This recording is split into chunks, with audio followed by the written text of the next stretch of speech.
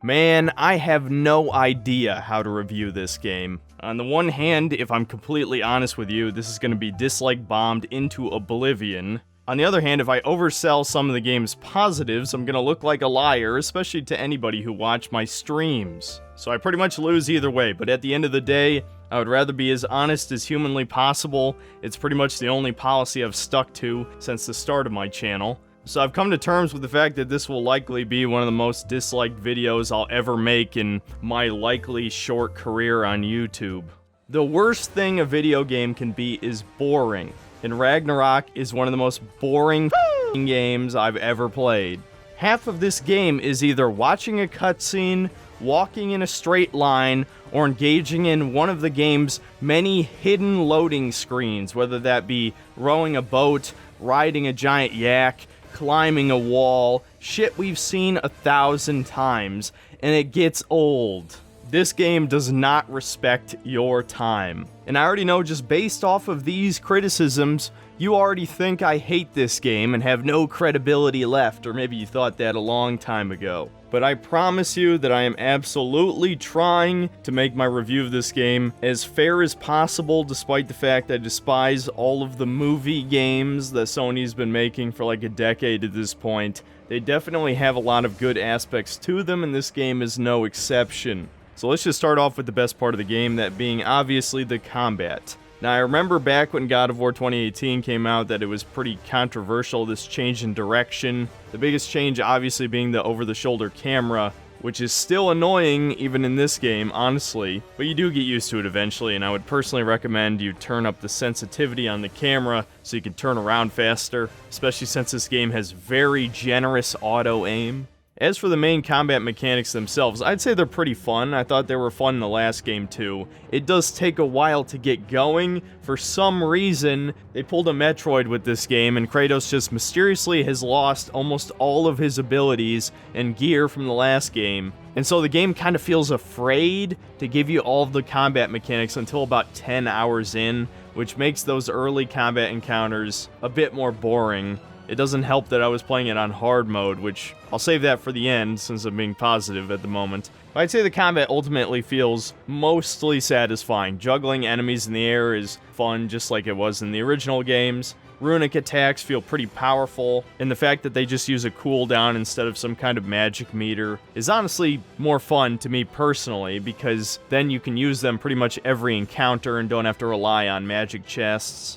Kratos also just has a pretty wide range of actions that you can do. On top of having light and heavy attacks and the runic attacks, you can throw the Leviathan axe, you can use the blades to grab people and pull them to you, or pull yourself to them. You can buff the blades and axe with their corresponding element. There's also a meter you can build up by hitting enemies without getting hit yourself that, once is full, allows you to buff one of your weapons and make all their attacks like twice as powerful, which really feels satisfying and rewarding. Obviously, there's also blocking, dodging, parrying.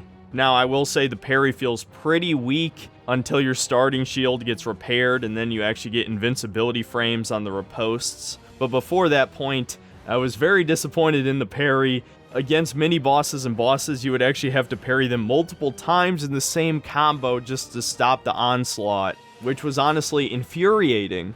But I promise I would stay positive. So, you also have a partner character. In the first game, Atreus would shoot arrows on command. I think he also had a runic summon, but I don't quite remember. So in this game, it's not too much different, except now, your partner is really good at putting one of two debuffs on the enemy that amplifies your other attacks and debuffs. And it kind of goes without saying, but from here on, I'm going to be getting into spoiler territory for various aspects of the game. I'm probably going to talk about them for the rest of the video, so this is your last chance to leave. So eventually you get a third weapon, a spear that can generate infinite copies of itself, and you can detonate those spears on triangle. I actually really enjoyed this weapon. Now when you first get it, it doesn't have any abilities, so it kind of feels like shit, which completely ruined the moment. But after you pump some XP into it, it's actually probably my favorite weapon in the game. Much like God of War Ghosts of Sparta, playing as a Spartan with a spear and shield just feels right. And the spears that you can detonate in enemies actually juggle them further into the air, and all of the spear's attacks do stun damage, a significant amount of stun damage compared to the blades and the axe. So the DPS for this thing is probably the highest in the game, or at least it kind of feels that way. And the runic attacks I got were pretty powerful as well. So yeah, actually great concept. One of the few alt weapons in this series that actually feels satisfying. The last positive I'll mention are the boss fights, which given this game is 25 hours long, not doing any side content, there's actually a lot of bosses, especially compared to the previous one. I'd say all of the main bosses were at least somewhat fun, with the first Thor fight at the beginning and the Heimdall fight about 3/4 of the way through the game probably being my favorite. The Heimdall fight is the only one in the game that required me to think outside the box and actually play differently, so I'll definitely compliment the devs for that. And all in all, it's a solid selection outside of one specific extremely cringy moment in the game. Just remember this boss fight on screen here for later when people keep talking about how mature God of War is now. The mini-bosses, on the other hand, are a mixed bag. Some of them are pretty great. Some of them, like the Hateful, are just fucking annoying to fight, have random unblockable moves that make no sense. The fucking God of War can't block a random fire skeleton's axe swing. My immersion is destroyed. And the first Berserker fight, which is mandatory by the way, has way too much fucking health. Oh yeah, and I was bumped down to normal at this point too. When I finally managed to beat him, I think it took me 3 straight minutes of dodging and countering the same 4 attacks over and over again to actually whittle down his health bar. It doesn't help that filling the stun meter doesn't give you a free execution type of attack on him. It just opens him up to damage for a few seconds. At least the other Berserkers are end-game optional bosses that you can come back and fight when you have better gear. They intentionally designed this first one to take this long to kill with only 4 fucking attacks. But despite my issues with a few bosses in particular, I'd say overall I had fun with the combat when I actually was allowed to fight enemies. Now of course I do think the combat does have some flaws, just like everything has flaws, so I'll just bring up the few that I think are significant enough to drag down the experience. The first issue I'll get into is the enemy variety, as this was something the developers actually praised about this game, and it feels completely unearned because guess what? They reused almost every enemy type from the first game. And I mean exact same animations and attacks. Same executions too, and oh, I could talk about the executions and how almost all of them are lacking any sort of gore, which yes, the last game also did. It just seems like modern games in general are scared of gore for one reason or another. This game is rated M, so what's the fucking problem? And to get back to the enemy variety, I feel like a lot of the new enemy types are just kinda lame. Like generic Viking raiders on Midgard, or the Asgard warriors, which are all zombies, the frog enemies that surprisingly show up in like 3 different realms, and a lot of the ones that aren't lame visually anyway, are actually very annoying to fight, like the new light elf variant that's a samurai, or the Asgard warrior who has a Bifrost pick and a hammer. These motherfuckers can attack at lightning speed and have unblockable moves, or moves you have to parry, and can dodge out of the middle of combos, shit like that just makes them not very fun to engage with unless you're spamming runic attacks. And for my last major criticism of the combat, let's talk about hard mode somewhat briefly. As tempting as it is to talk about this in length, because I unfortunately played about 2/3 of the game on hard mode, or Give Me No Mercy, it's a waste of time because most people will never play it on hard, and trust me, it's a mistake. And not for the reason you're thinking. Most people would think, oh, the enemies just do too much damage, or they have too much health. Well, I didn't find out what the real problem was until about 15 to 20 hours in, because originally I did turn down the difficulty from hard to normal just a few hours into the game, but it turns out there's a bug where sometimes your difficulty change will not save, even after the checkpoint restart. So I actually ended up playing the game on hard for about 8 more hours until I finally decided to check it again after dying really quickly to Nidhogg. Alright. Sometimes I wonder if, like, the difficulty is bugged or something. Like, I never actually left hard mode. Let me just double check. Wait, what? Wait a minute, what? Wait a minute, guys. I've been on hard mode the whole time.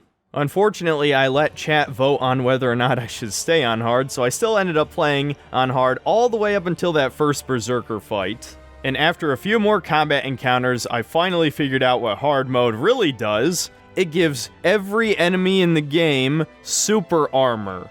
Yes, even basic enemy types. So my original recording for this combat section was actually much more negative than this, because I was very annoyed by the fact that every single enemy would either dodge out of the middle of your combo or attack straight through the motherfucking God of War's axe swings to the chest. I just figured it was a normal gameplay mechanic that only heavy attacks and runic attacks would actually stun the enemy, because I don't think I've ever encountered a hard mode that introduces super armor. What a horrible fucking idea. That said, there was one upside to playing the game on hard and then later on normal. That being the realization that enemies have way too much health even on normal mode. What the hell were they thinking that every single enemy in the game takes at least 6 hits to kill from the motherfucking God of War? Now again, once you have runic attacks and all these different weapon buffs and things, that isn't really the case anymore. In fact, by the end of the game, I was pretty much just swapping between my 3 weapons, spamming the light and heavy runic attacks, and everything was dead. So the combat was still fun. This is not me, like, counteracting my previous statements. I still think the combat is good. I just think the enemies have too much fucking health. I think in a full-blown RPG, which I wouldn't consider this one, it is an action game with light RPG mechanics, but a full-blown RPG like Dragon's Dogma, which I actually played a little bit of directly after I finished this game on stream. In the early game, enemies do feel like they have too much health because your attack is too low, but that's built into the game's systems, so that once you're level 50 and have better gear, you can kill all those pussy-ass enemies in one hit. There isn't really an equivalent in God of War. There's only one time during the game's story where they purposely throw enemies with less health at you to make you feel powerful, and that was one of my favorite encounters in the game. These stats attached to armor seem to have a very minor influence on your overall stats. Someone actually did testing for the original game and found this out, and it seems like they haven't changed anything. So the only things that matter are the passives, which range from incredibly situational to actually pretty damn good, and your overall gear level, which is by far the most important thing. Once again, it feels like this game was designed primarily for casual gamers, people who don't care about stats or numbers or min-maxing. You just equip the gear that has the highest number and move on, and the few people who do care, that gear is saved specifically for the end game.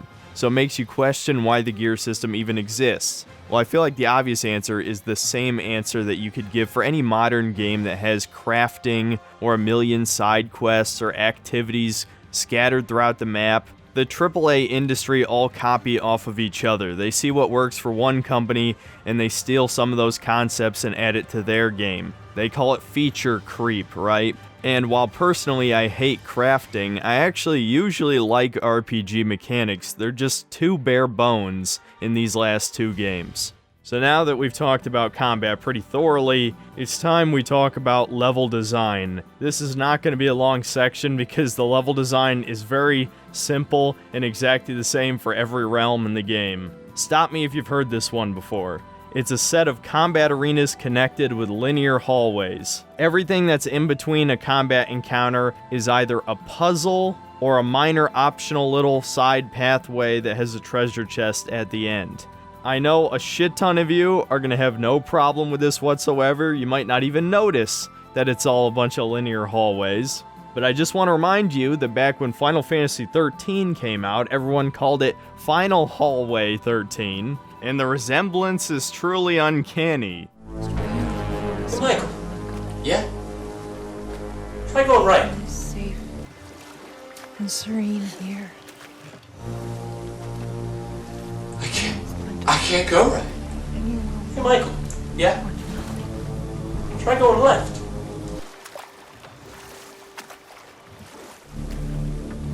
I can't go left. Hey, Michael. Yeah? Try to play the game. We nearly took each other's heads off. But he's so... I thought I was playing the game, John. But I've been using the wrong controller the whole time.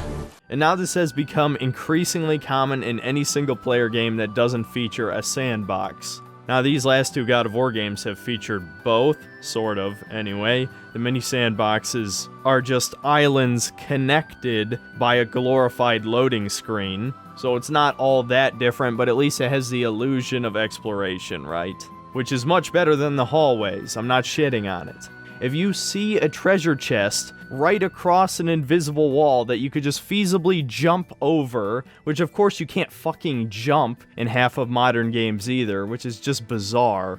Everything feels like a hallway in a circle and a hallway in a circle in this game, and there's only so many ways I can complain about that before it gets tiresome. Just know that I'm not asking for another sandbox or open world. I'm just asking for a little bit more player interactivity, a little bit more actual control over the game. Player choice, right? I know it's a bit of a meme term, but when you restrict my controls so heavily by putting invisible walls everywhere, it makes the game less fun every single time without exception.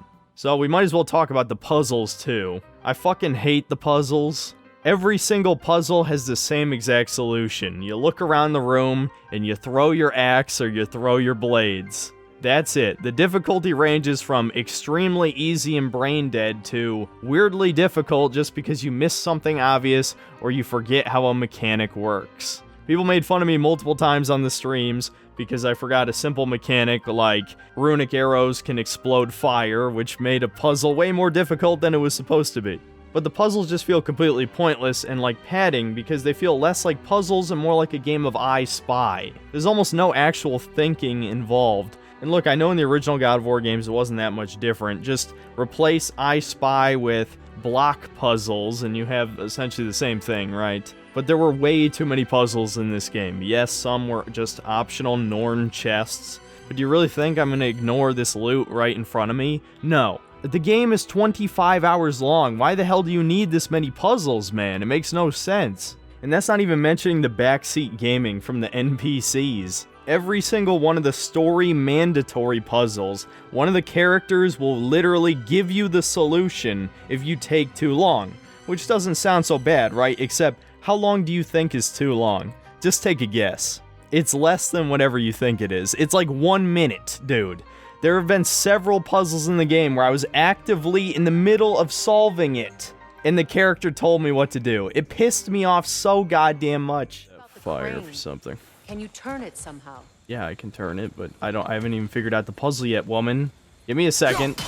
You swing that torch to the other Shush! side and burn the bramble Shush! blocking your path? I'm gonna kill you. 10 out of 10. It babies you, told you exactly what to do. Use blades to swing the torch to the other side. What the hell? Shut up! What are you doing? Oh my god. Listen, I've had my retard moments during these last few streams. I won't pretend I didn't. What? Stop. Stop. Stop. I'm putting this in the video. I'm putting this in the fucking video. This is... no, you can't defend this. You can't defend this. And do you want to know why the developers did this? You'll never believe it. It's because of Dark Side Phil, DSP. And if you don't know who it is, it's not worth explaining to you. But let's just say he's one of the worst gamers of all time. He is notoriously horrible at every video game he plays. And they fucking designed their game around him, of all people. So now it's finally time to get to the story. As you can probably tell by how much is left of the video, I had a lot to say, and most of it is not positive. As hard as I tried up until this point to be as fair as I possibly could to this game, this is about where that stops. I fucking hated this story. I honestly struggled to think of anything I actually liked about it. And I mean anything.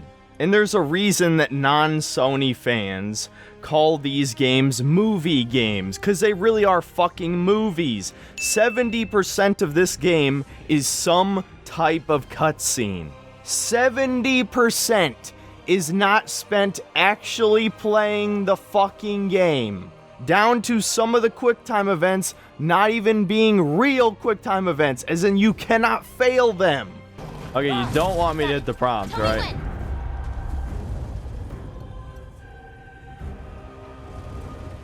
Oh no, you have infinite time, don't you? Yeah, oh my god. 10 out of 10, 11 out of 10, 12 out of 10. Every game Sony makes is a fucking masterpiece. Normally, I would never spend over half a video talking about this story, but when over half the game is the story, I fear I have no choice. So here we go, the complete story breakdown of God of War Ragnarok. So Ragnarok is a direct sequel to the last one, to no surprise, but there has been a time skip. I think it's an undefined amount of time, so I'll just assume it's 4 years. Atreus has hit puberty, and no, that's not a specific plot point, but it might as well be. It doesn't even matter, because despite literally being given a waifu, he doesn't show any sexual interest in her whatsoever. It turns out in the time between games, Atreus and Kratos have literally just been hiding in their house, waiting for the world to end. I wish I was fucking joking. But yes, despite an apocalyptic winter coming to Midgard, the heroes do nothing. It turns out that Freya has been trying to kill Kratos for the last 4 years, but despite knowing exactly where he lives, she somehow has failed every time. Despite the game trying to tell us that Freya is totally a threat, guys, she's a super badass, she could probably even take Kratos. You know, I would have beaten you What? earlier if Atreus hadn't been there. Perhaps. We could go again, find out for certain. I would rather not. I'll bet you wouldn't. So the story really begins with Fenrir dying. You can consider this the first of many Ryan Johnson-esque subversion moments in this story. Because if you know anything about Ragnarok from actual Norse mythology, you know Fenrir is a big part of it. The game also tries really hard to tug at your heartstrings here, but we literally just met this wolf. We've never seen him before, so it doesn't work. Literally, the first 20 minutes are one giant cutscene. You don't even really get to play the game unless you count engaging with a QuickTime event and moving the analog stick left or right as gameplay. Atreus runs off into the woods, Kratos chases him. Turns out he can now turn into animals. Yes, the biggest character development for Atreus is that he is now a furry. And so Kratos now determines that his son can't be trusted since he can't control his emotions or something. Remember this plot point for later. Then Odin and Thor finally show up, and honestly the game could have just started here. And this is the second major point of subversion, because despite God of War 2018 building up Odin and especially Thor as being like these badass super powerful guys, Odin looks like a frail old man and sounds like a snake oil salesman. You know who I am? Back before winter set in, there were some misunderstandings. Regrettable ones. But I think we all have a better idea of who we're dealing with. Now, what you did to his boys. Self-defense. And some people have implied that he's supposed to be a Trump allegory, but I will give the developers the benefit of the doubt this time and just say he's supposed to be some generic fascist smooth talker, I guess. Thor is a fat fuck alcoholic who has daddy issues. We don't learn most of that until later, but we might as well get it out of the way now. And God, I just fucking hate this design. Anyone who says he looks like a strongman has never actually seen a strongman. Even Eddie Hall at his fattest had more muscle definition than this. Whatever, I'm wasting too much time on this. Basically, Odin came to offer peace. Kratos refuses, which might as well be a declaration of war. Just keep that in mind for later. And so you get your first huge boss battle with Thor, which actually was really fun. One of the most fun parts of the game, for sure. Very similar to the first game where you fight Baldur in the beginning. And we also find out during that conversation that Atreus somehow was sneaking off during the in-between years, searching for Tyr in the other realms. And of course, Odin found out, as he has spies everywhere. So Kratos eventually decides, okay, son, let's go look for Tyr. Which they put off for no reason, by the way. That was so obviously the setup of the previous game. Why do they keep trying to make Kratos the reluctant protagonist? And honestly, the truth is, he's not even really the real protagonist of this game. Atreus is. And you play as Atreus for roughly half the game. And his gameplay segments are the worst. They're completely fucking brain dead. it basically turns the game into a third-person shooter where you just charge up elemental arrows and then charge up normal arrows, and the game has such a generous aim assist that you don't even feel like you're playing the fucking game. I purposely didn't talk about Atreus during the combat section because it would be purely negative. Even on hard mode, his segments were completely fucking brain dead. I think I only died one time, and it's because I wasn't paying attention. Anyway, so rather anticlimactically, you find Tyr in Svartalfheim, the dwarf realm, and Rian Johnson's subversion number 3, the God of War, is a fucking pussy. And he does absolutely nothing for the most of the story. Now, obviously, those of you who finished the game know why, and in retrospect, it is slightly justified. Even considering the twist. This still comes across like the developers spitting in the face of the player because they spent so much time building up Tyr in the last game, that when we finally meet him, he's fucking worthless. Then in the next section of the game, the characters don't really know what to do, and one of the major themes of the game reveals itself being that Kratos is an overprotective father, and despite being the God of War, he doesn't want war, which actually doesn't make any sense given what we saw at the beginning of the game when Kratos refuses Odin's offering of peace. Seriously, somebody explain this. He doesn't want war, yet he refused peace. You can't have it both ways. And so he doesn't trust Atreus off on his own because, yeah, he's only a teenager, but Atreus sneaks off anyway to go try and make peace with Freya. And this whole plotline's fucking stupid. They killed her son. There's no fucking way Freya would ever team up with Kratos, but eventually they do convince her way later. But for now, of course, she refuses and she almost kills Atreus, and I was absolutely rooting for her at this part. Do it. Kill him. Do it. But no, she lets him go. And funny enough, I actually forgot what happened in the next couple hours of gameplay. I had to review my footage because I literally forgot why the crew then goes to Alfheim. It turns out it was to seek wisdom from Groa, the Keeper of Knowledge. And eventually, after fighting your way through the now Light Elf-dominated landscape, and guess what? The Light Elves are bad too! Everyone's a bad guy in war, who would have thought? Are the developers trying to tell me that Ukraine aren't the universal good guys who are gonna save the world and defeat those evil fascists in Russia? I'm surprised that somebody hasn't tried to cancel Sony Santa Monica for this. After fighting your way to the end of the level, the gang discovers that the prophecy that Groa told Odin was a lie, and that Ragnarok would not be the end of all things, but only Asgard specifically. And Atreus now believes that he will be the champion that leads all these armies. Kratos obviously does not like the idea of this, again, now that he's a cartoonishly overprotective father. And so the writers decided we don't have enough forced melodrama yet, so we get a kind of bizarre moment. But what if Loki going to Ironwood is the only way that... Atreus. My son. And nothing more. Do you hear me? I'm not hungry anymore. Go to your room. No dinner. My words were chosen carelessly. It should take his bow, too. Take his bow. He's grounded. Am I the only one who thinks Sindri is like a groomer or a pedophile or something? Every single time Atreus is by himself, Sindri is also there as like a creepy, tiny old man, encouraging all the strange whims that Atreus has against his father. Kinda reminds me of certain Discord communities.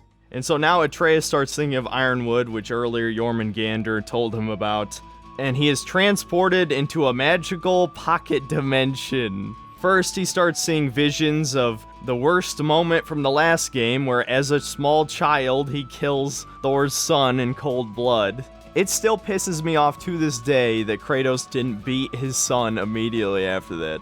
I could probably make a video just about the emasculation of Kratos in this game, but we'll get into that more later. So now that he's been shown the worst parts of himself, he wakes up inside of Ironwood, this magical forest being protected by giant magic, and he meets our token black character for this game. Angrboda is a completely fucking pointless character. She does nothing of relevance in the plot except give Loki a bag of marbles. You cannot tell me with a straight face that this character wasn't added just for the sake of diversity. You know it was. Why, of all cultures, of all mythologies, would Northern Europe, possibly the whitest place on Earth, have black characters? Well, it doesn't matter because I'm a bigot for asking. I'm a racist for even noticing in the first place. And I couldn't even tell you the real answer if I wanted to, because I'd be banned from YouTube. And it doesn't help that all of her dialogue sounds like modern dialect. It's usually not so lively around here. Guess I'm just lucky. You're just lucky. It's like if a Redditor was transported back to ancient Scandinavia. And Angrboda is not the only character that speaks in Newspeak. Mimir does it a lot as well, and it is incredibly distracting. See? Hati's got nothing to chase. And they say celestial theft is a victimless crime. Not totally sure who this What? is. That combined with all the quips completely removes any tension from any scene in the game. Characters cannot shut the fuck up. Don't just stand there. Move. I love. It's still in the way. Stop telling me what the fuck to do. She's literally getting me killed.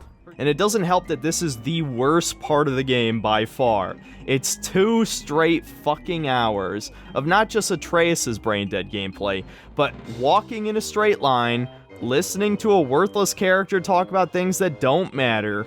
And worst of all, it ends with you fighting Angrboda's giant grandma, who is stealing the souls of the animals in the forest because life is pointless? This shit comes out of fucking nowhere, and it only exists to give Angrboda a purpose in the story. And anybody telling you this game is fucking mature, just take one look at this boss battle and tell me with a straight face that this game is fucking mature. This is some baby game shit. This is Kingdom Hearts level. Oh, the giant voodoo black woman throws magic out of her pot at you, and you've got to shoot the symbol to stop her. And there's nothing about this that is God of War. You don't kill her at the end. You don't even, like, maim her in some way. No, there's just some weird message about how Angrboda will always be in Atreus' shadow, just a minor character in his story. Kinda based. This is simultaneously both hilarious and extremely cringe. If you didn't cringe at this, you are woke beyond any recovery. There is no hope for you. This is awful and you know it. And you just can't admit it because you don't want to be called racist. It's that simple. No, you don't. What a tonal whiplash after that emotional scene. Lisa, faster. We got it It's like now. we're not allowed to feel sad for more than 2 seconds. Then this horrific section of the game ends with Angrboda making Atreus promise her that he would tell nobody about this place, not even his father. What purpose does this serve to the story? Nothing but more emotional conflict. What would have happened if Kratos was told about Ironwood? Nothing. In fact, it would be a net positive for the story, because then we wouldn't get more fucking waste of time, shitty, emotional bait cutscene bullshit. So Atreus wakes up inside his house on Midgard instead of back at Sindri's place, but Kratos quickly finds him and confronts him where he's been. Atreus dodges the question and implies that Kratos needs protecting, not him. Are they completely retconning the end of the first game? We already saw the prophecy where Kratos dies during Ragnarok. That was literally the last thing that happened at the end of the first game. Well, suddenly a Valkyrie shows up, and it's a pretty good boss battle, but it turns out it was Freya, as Freya is the real queen of the Valkyries, not Sigrun. It wasn't enough that she's a super powerful mage who could revive a massive giant. No, she's also a combat expert on par with Kratos, as she nearly kills him, despite the fact we win the boss battle, we effectively lose. Kratos nearly gets killed by Odin's crackhead ex-wife. You can't make this shit up. Fuck this feminist bullshit, dude. I'm so tired of this. Everyone complained about that purple-haired chick from The Last Jedi, yet I haven't heard a fucking peep about Freya, and it's just as bad. Actually, in some ways, it's kinda worse because she's way more present in the story from this point forward. But instead of killing Kratos, she decides to set a temporary truce as the two work together to break the curse that prevents her from traveling between the realms. So you travel to Vanaheim, which is like the jungle realm, I guess. And there you meet the Diversity Squad Avengers. And none of them, except Freya's brother, get any kind of development whatsoever. I really have no idea why they even exist. Maybe they're the writer's self-insert characters, but it was certainly distracting.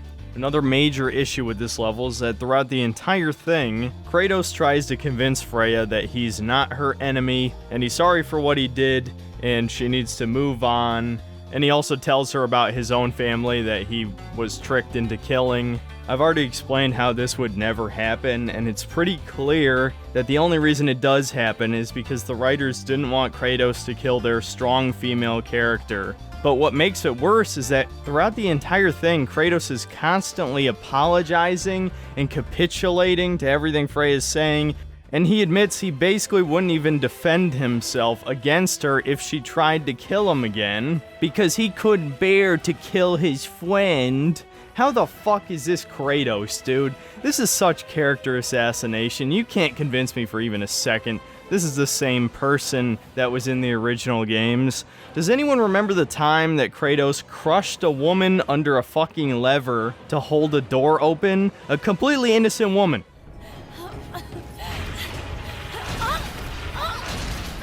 Lord Kratos! Do not leave me!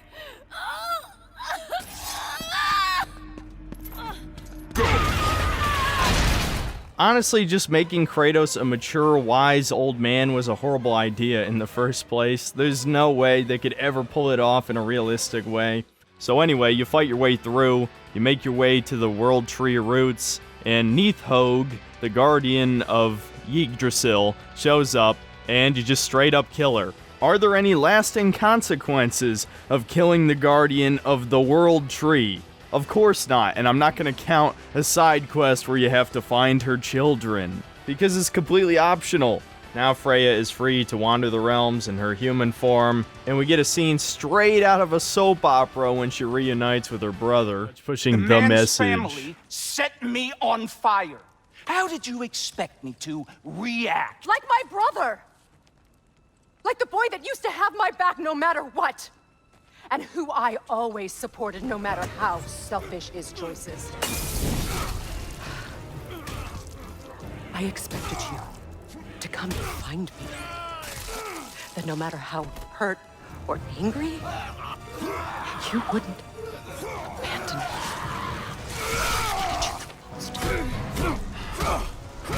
Freya, please.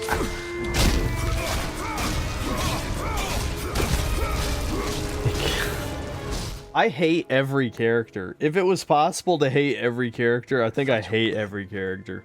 God damn, I'm getting sick of this shit. Alright, I'm gonna try and wrap this up as quickly as possible.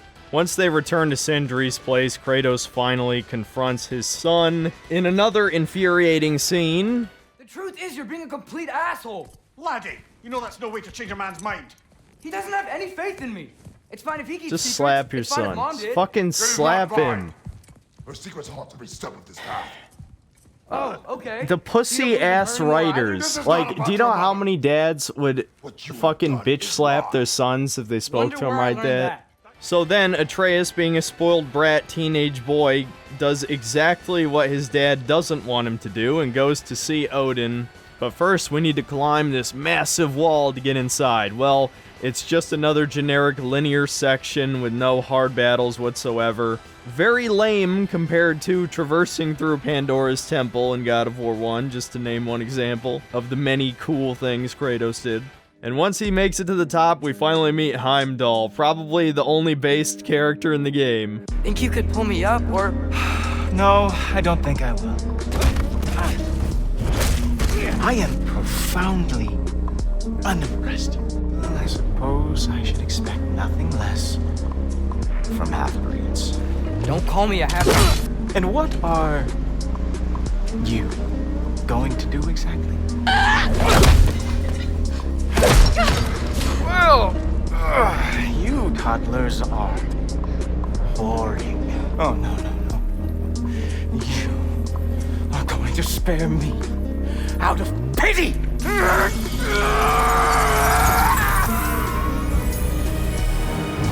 You do not get to decide my fate!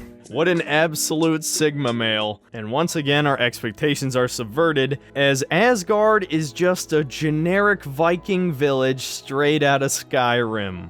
Honestly, I wasn't even surprised anymore at this point, but just compare Mount Olympus to this shit. After Heimdall makes a mockery of Atreus in an unwinnable boss fight, Odin takes Atreus under his tutelage anyway, and gives him a quest to find all the pieces of this mask that will allow him to see into this realm tear that somehow might have all the secrets to the universe or something. Guess what? We never get to see what's in it. Even more pointless subversion. All this does is blue ball the player. I mean, really? You set up this huge thing that the villain's trying to accomplish, and we don't even know if it's actually important or not. And during this entire segment, Atreus is emasculated by multiple characters, not just Thor, who's obviously much bigger and stronger, but Thor's daughter Thrud also is bigger and stronger than him.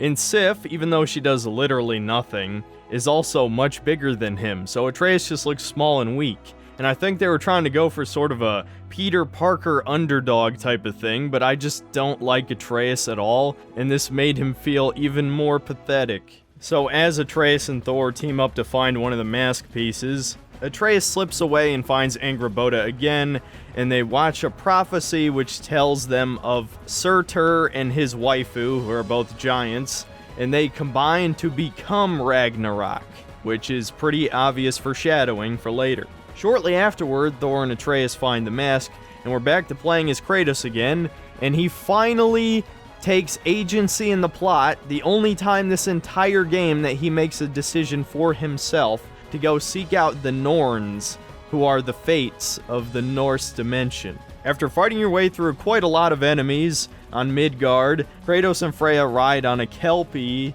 to the bottom of some lake and find the Norns, who are also very cringe characters. The ghost of Sparta furrows his brow menacingly. He resists the urge to grunt.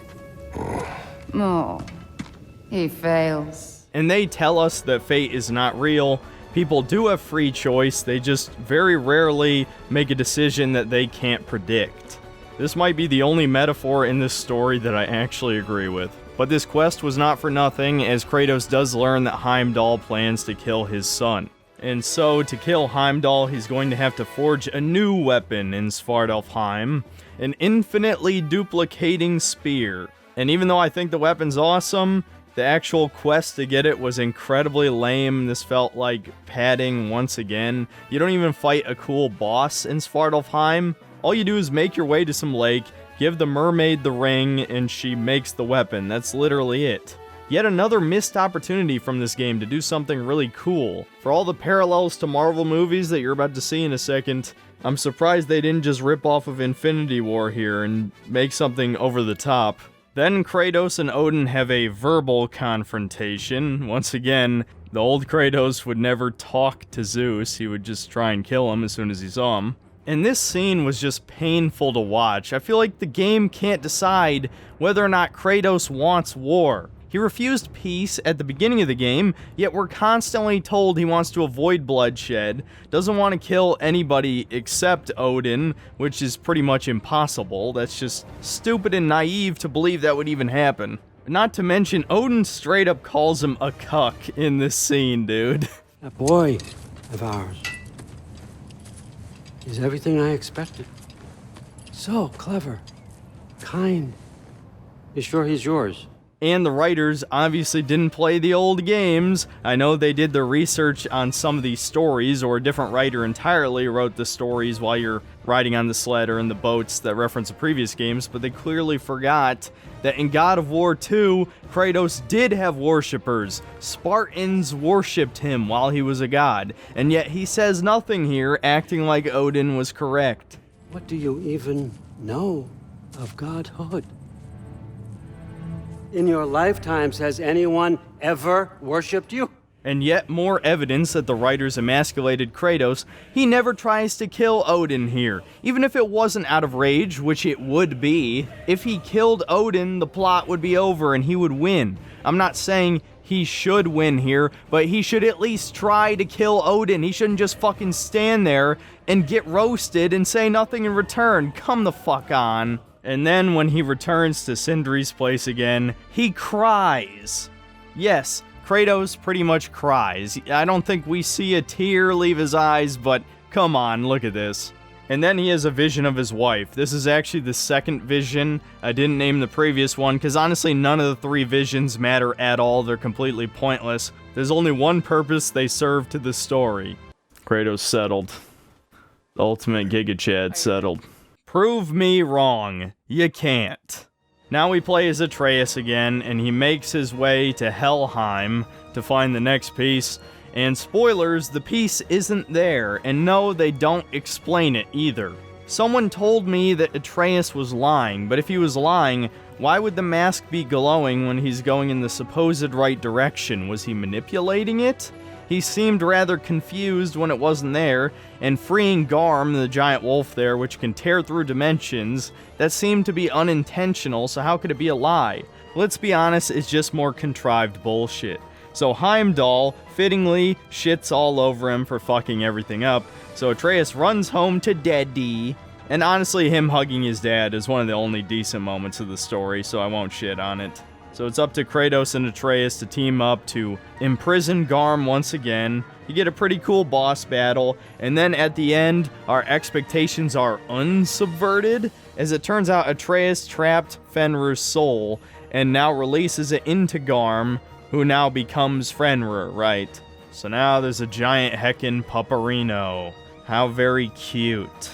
Then we get a scene where Kratos finally accepts his son is a big boy and can take care of himself. At first I was annoyed with this scene because Atreus was coming across as pretty condescending to his father, but obviously that wasn't really the intention of the writing here. So while it was somewhat sloppily handled, and I really don't like the message of be better, especially the implications in the story that you should never kill your enemies, right? All your enemies can be forgiven, even though this is not something anybody actually follows in real life. Try and find a leftist who doesn't think a conservative is a Nazi. Good fucking luck.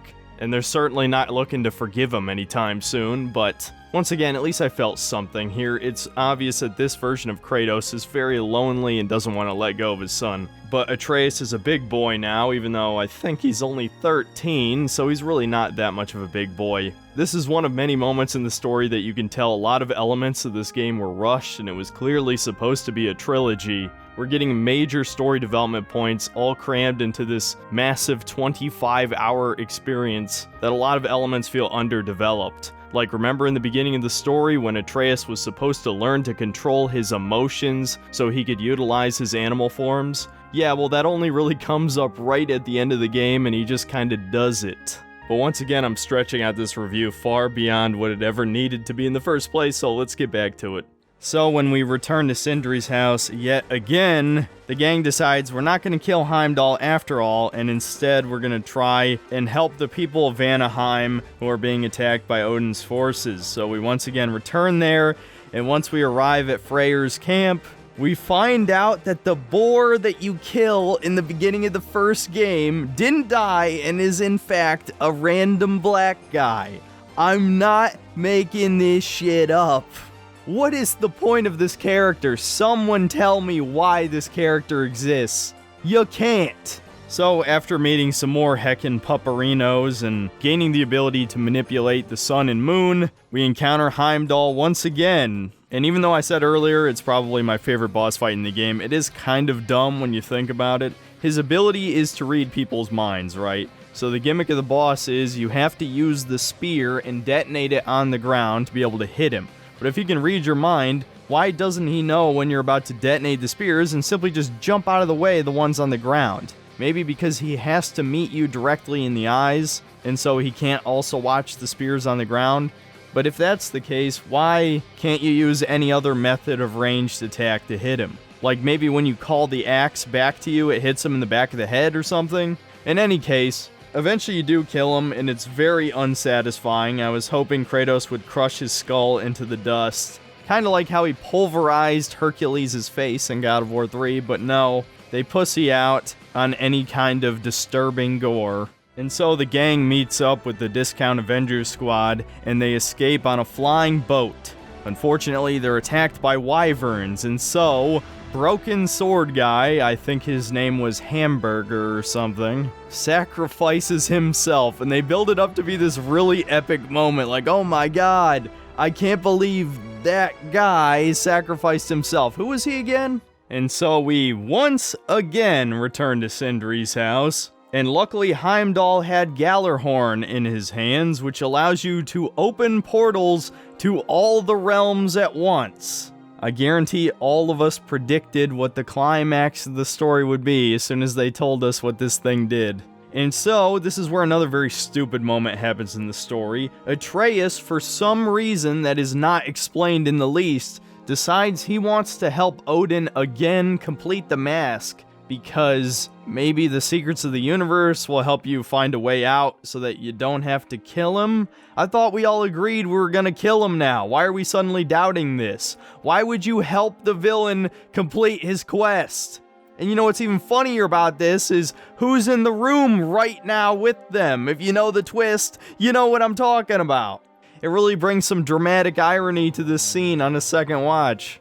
And so Atreus journeys to Asgard again, and we soon find out that Thor is a depressed alcoholic who knows his daughter and wife are disappointed in him, and he just wants his daddy's love. God, this fucking sucks. And they try and make it entertaining by having a bar fight scene, but guess what? It just takes away some of your combat mechanics. That's the opposite of fun. You should give me special mechanics just for this encounter. Anyway, Atreus and Thor make their way to Niflheim. You get the mask without anything really special happening in this realm.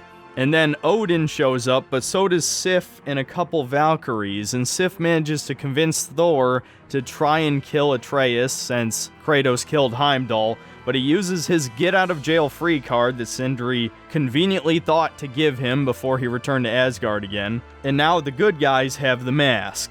Except one problem. Brock, of all characters, notices that Tyr is calling Atreus Loki, and so it turns out Tyr was Odin the whole time and he kills Brock, but Kratos manages to get the mask out of his hands just in time, so it was completely pointless? Well, I guess not completely, but I don't care about Brock at all, I'll be honest. Once again, the writers are trying to build this up as a huge emotional moment, but if you don't like any of the characters, this scene's gonna completely fall flat, and it gets even worse when you realize, because Odin didn't get the mask, the game is now dragged out for another 3 hours. And to be honest, even those 3 hours feel really rushed, because in the final act of the game, the heroes decide they need to build up their armies across all the realms. So that sounds like a huge epic quest on its own, right? Could probably be the plot of its own game, and might have been originally. But instead, Kratos and Atreus just make their way to Muspelheim again, meet Surtur, and he's once again another depressed character who doesn't want to help. Specifically because he knows both him and his wife would die, but it turns out that Kratos can use the Blades of Chaos to enhance his powers instead, which actually does have consequences, so I'll give the writers a bit of credit for that. And so while Kratos and Atreus fight off 2 Valkyries at the same time, Surtur becomes Ragnarok. But it seems he's not quite ready to start the siege, so Kratos and Atreus return to Midgard, and all of the allies gather and spend one last night in a little camp outside of the Yggdrasil portal room from the first game. Atreus, who I once again remind you is a teenage boy, requests to sleep with his daddy one last time, and we are given the final flashback or vision of Faye, Kratos' wife, and it's a completely pointless scene. And then the next morning, right before the final battle, Kratos and Freya give a rousing speech, probably the worst I've ever seen. I mean, holy shit, there's so much wrong with this scene, I don't even know where to begin. Whether it's the bad cinematography, or the incredibly bland room that the actual speech is set in, to the writing, which is not inspiring in the least. I can hide no longer.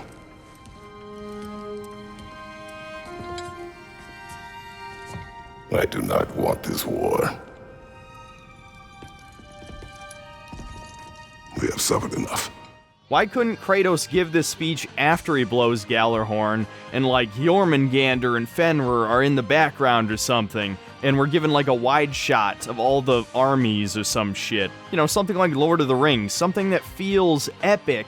Man, this is just lame. You can't tell me Sony Santa Monica looked at this and thought, yeah, this is fine, this is cool, this will get the players amped up for the finale. And so anyway, he blows the horn, they travel to Asgard, and we get our huge Avengers Endgame moment. And all of our buddies from the 2 games show up and wage war against Asgard. And it's supposed to be a really cool moment, but honestly, it's not. I know people are gonna say I fucking hate everything, especially since I'm sure plenty of people played this, thought this was cool. But none of this crazy epic background stuff that's happening affects the gameplay outside of some random wyverns raining fire on the arenas. If you just ignore the skybox, this might as well just be a normal level of the game, except they just throw a slightly wider variety of enemies against you. It doesn't help that multiple times during the goddamn apocalypse, the characters stop to have a heart-to-heart with each other. Are you fucking kidding me? You've taken all the tension out of the story so many times. Not to mention you have to play as Atreus again, and he gets to go full bear mode, guys. He's upgraded from a wolf to a bear. He's climbed another tier on the gay scale. And then immediately he talk no jutsus Thrud out of killing him, blaming Odin for everything, and it works. And so all the good guys team up.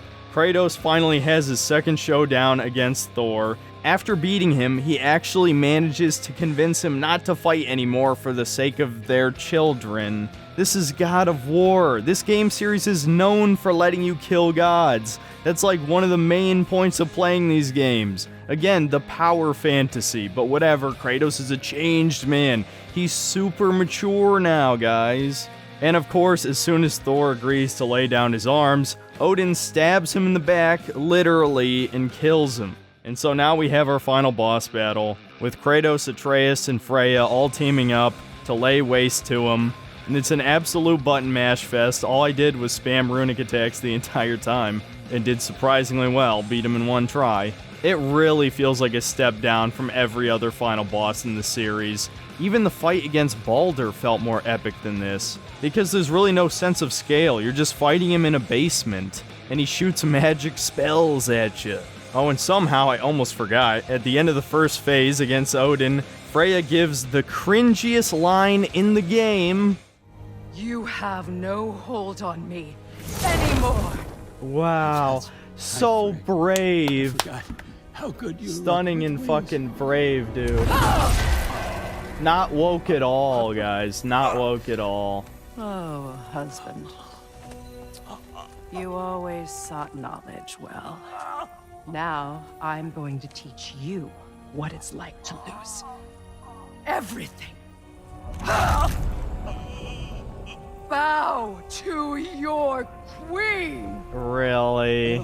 My god, this comes across as some kind of feminist torture fantasy. What the fuck? And of course, when you finally beat him, instead of killing him, Kratos lets his son decide, and he decides to trap Odin's soul inside of one of the giant marbles. But then, like an absolute Chad, Sindri comes in and smashes the marble.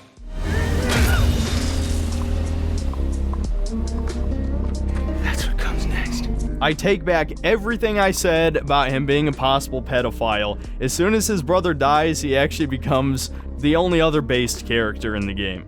And so the heroes have won, except there's one problem. Because Surtur didn't fuse with his waifu, Ragnarok is out of control, but the heroes manage to escape off-screen. And the game ends with you traveling to the top of some mountain, where Atreus tells his father that he needs to go off on his own quest with Angrboda to go find the rest of the giants. And in the only other touching moment in the game, Kratos finally lets go of his son and allows him to be his own man.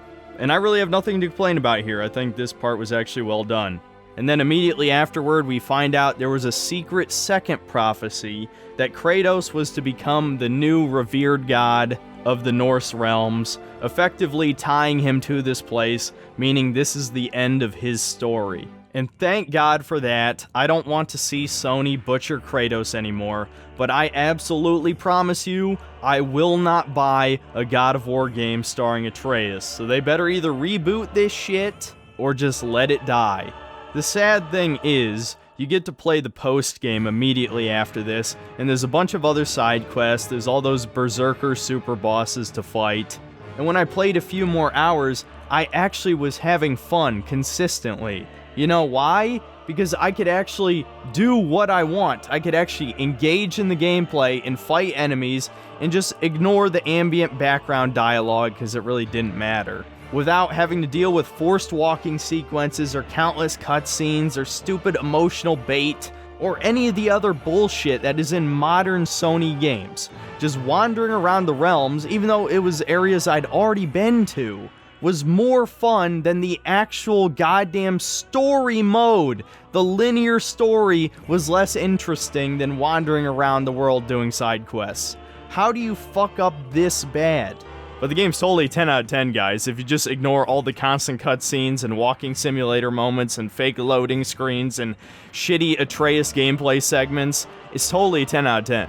Game of the year 2022, no doubt. I'm not going to name any names here because I don't exist to just start drama with random other YouTubers, but there are people who are supposedly real film critics, people who actually analyze stories in their structure, who are ignoring all of the obvious flaws with this game. If this was a film, these people would be ripping it to shreds, but because it's a video game, they have no standards. How did we go from a Greek tragedy, which, yeah, had a lot of juvenile moments, it was definitely intended for edgy teenage boys to a degree, but that's not to say the original games had no depth. There's a video called God of War Was Always Deep, You Cowards. Great title, by the way, by Endless Jest that covers this subject pretty extensively, so I'll just direct you to that video instead of extending this one even further. To now this infantile, pseudo-mature Marvel movie for man-children, people who refuse to actually grow up and have real responsibilities, that being getting a wife and having children, right? Being an anti-natalist does not make you mature, it just makes you a depressed nihilist like everyone else. And this is not me acting holier than thou. I have never pretended to be mature. I know what I like. I like the super edgy shit. I like Darksiders. I like the original God of War games. I even like fucking Shadow the Hedgehog. It's a bad game, but I like how over the top it is, given it's a fucking cartoon character with guns. It's you people who are pretending that this is some super deep shit that have the issue. The Last of Us 1 actually was somewhat deep to a degree. It was a very well told story, even though it was a story we'd already heard dozens of times by now, right? This is not well handled in the least. The writing team is highly incompetent, and in no small part because Anthony Birch wrote for it. A man who is a literal Mamma Mia! And whose wife divorced him and took his Wii U. And he's done plenty of other pathetic things in his time. But if you let an actual Mamma Mia write for God of War, what the fuck is wrong with you, Sony? You are fucking dead to me. And I know I've already said that multiple times, but they are so dead to me at this point, dude. I'm only playing these games to review them, that's it. Certainly not for my own enjoyment. Now, all of that being said, is this a bad game? No, it's not. And only because the gameplay is good. The combat designers did their job. In fact, they're the only people on this team worth their salt. They actually made this dumpster fire fun, at least for the 20% of the time that you're actually fighting things. The other 80% was either incredibly boring or insulting to both my intelligence and my masculinity, and I think that was the intention.